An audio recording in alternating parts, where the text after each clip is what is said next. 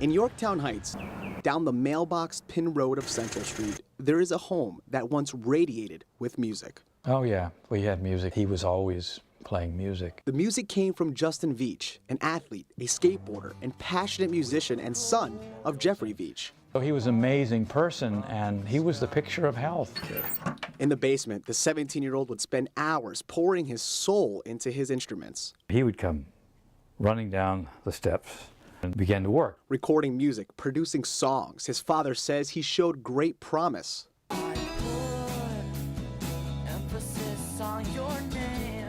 That is, until Justin began experimenting with drugs like marijuana and eventually heroin. And he wasn't an addict, but he experimented with drugs very actively. And Justin's father says the more time Justin spent experimenting with drugs, the less time he spent here in his home studio. We had him seek, professional help. After returning from rehabilitation in 2008, Justin was getting ready to start his senior year at Yorktown High School.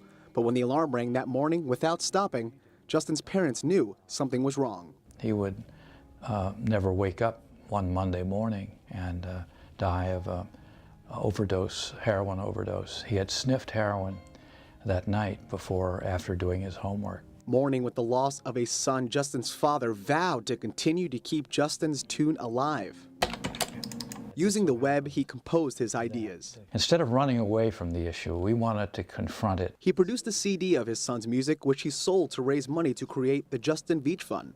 That following June, we awarded our first scholarship to one of Justin's classmates for $1,000. Then Veach, like his son, used his voice to resonate in listeners. Our son, who we thought would someday fill a stadium with fans, had died.